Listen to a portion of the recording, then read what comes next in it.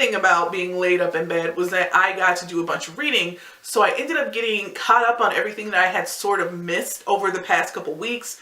On top of being ill, I did have like my biggest book release of the year come out. It actually literally just came out today. So I have been online marketing all day and doing book tour things online and then hosting parties online. So this is like my first bit kind of downtime, and I really wanted to wrap this up because I really wanted to get a video out to you guys because I'm like 2 weeks behind.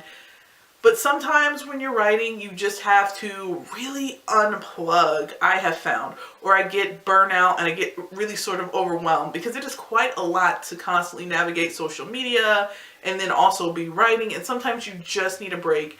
And so as I am rolling into the next month, that's really kind of what I was doing. I got about 20,000 words into Nano, and then it just wasn't clicking for me. So I knew that it was really time for me to just sort of step back. I was coming right off of edits when I tried to go into Nano, and it just didn't work. And over the past 6 years, one of the things I've learned is you need to know when to back off. Because if you lose your love for it, it can be really difficult to get it back. And it seems crazy, like it's something that you would never have happen to you, but it really does if you push yourself too far. So this has just been sort of 2 weeks of trying to heal physically and mentally and just sort of de-stress. So what I'm going to do now is just get caught up on what I would have been talking to you guys about over the past couple of weeks. So Forbidden by Kelly Armstrong was just something that caught my eye today in the library, and I snagged it because I was so caught up on a lot of my books. I needed just a couple of short fillers to take a break with while I was getting through some of the longer ones. I don't know what I was expecting, honestly. I really liked the cover, and the explanation on the back sounded interesting, and the fact that it had illustrations is a plus because you don't always have books with that.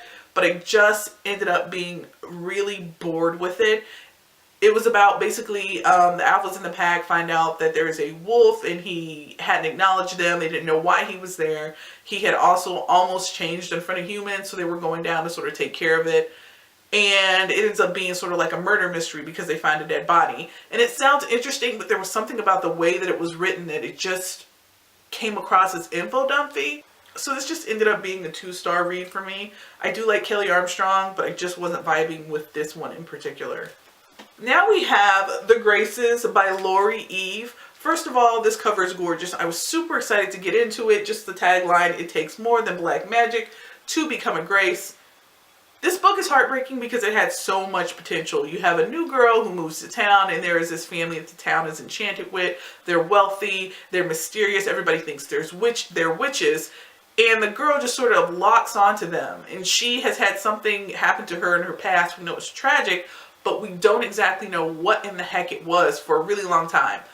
And she's fixated on them, and she sort of wants to be with them. She wants to be a part of their world, and especially since they're witches and she's sort of interested in magic, and you're sort of seeing that more and more as time goes on. They're kind of like the perfect people. And then she does integrate herself with this family, and we find out that things, as always, are not what they seemed.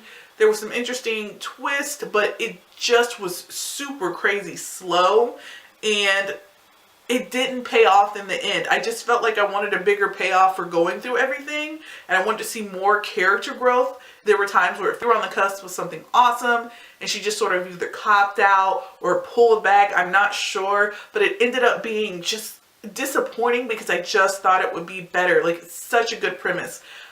It's book 1, I'm not even sure if I would read book 2, so this was like a 2.5 read for me. We have This Is Just My Face by Gabourey Sidibe. It was amazing. It definitely came through in her voice, and I almost wish that I had listened to it in audio because I know now she actually narrates this. Her life was insane. There was like moments of laughter, of sadness, moments of being inspired because of everything she went through, and she just kept going. I didn't expect her life to look the way that it did, and it was really eye-opening. I'll never look at her again in the same light, and seeing her go through these emotional journeys that she went through was incredible. She was raw, she was real, she didn't sugarcoat anything, And if you like her, I highly recommend this. It was a 4-star read for me. We have Freaks by Amanda Hocking. I mean, first of all, just look at the cover. And then if you open it up, it has illustrations. I'm torn on this book. Again, it had a lot of great potential. I did like the characters. I love the world. You have a traveling, excuse me, I told you guys, still sick. So you have a traveling sideshow circus. And the sideshow attractions actually have power, some of them. And so it's like this secret society that is really even more outcast than people think, quote unquote, carnies, quote from the book, not me, are. And it's interesting to follow a young girl who's 19, who has grown up in that life. Her mother is a psychic. She does not possess the gift, which puts her in a really odd place. You have this all-powerful mother and all these friends who do these amazing things, and you're basically their roadie, and yet you're still outcast from normal society. It was really interesting. I mean, Amanda Hocking can tell one hell of a story, and I liked Mara. I liked her conflict. This book is set in the 80s. I love the aesthetic of it, but there were moments where it just fell short. Again, where you're building up to something, and when it actually happened, you felt let down because you felt like there should be more. The big bad in this, it was like lukewarm in the end. And after such a crazy build up in the mystery, I was disappointed in the end. I was disappointed in the way it ended. I was disappointed in some of the choices that were made. I was disappointed in some of the villains who were revealed. I saw it coming, and then the reasoning just felt not really well thought through. But I really still enjoyed so many aspects of this book. It ended up being like a 3-star read for me.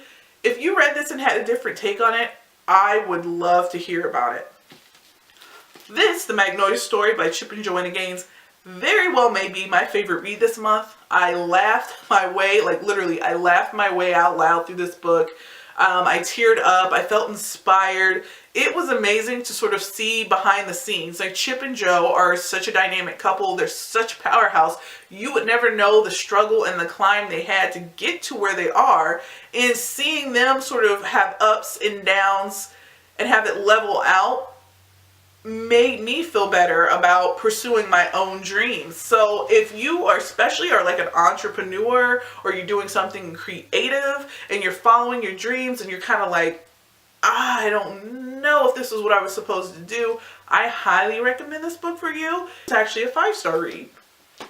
Last but not least,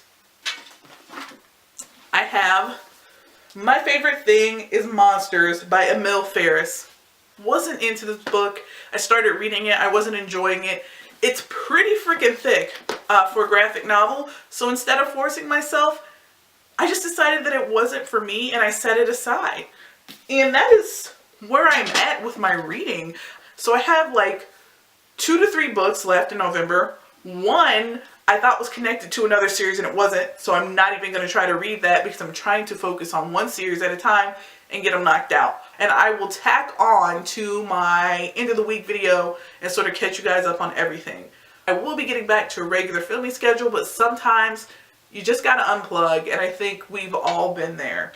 So thanks for joining me again. I will see you guys in a few days with another video.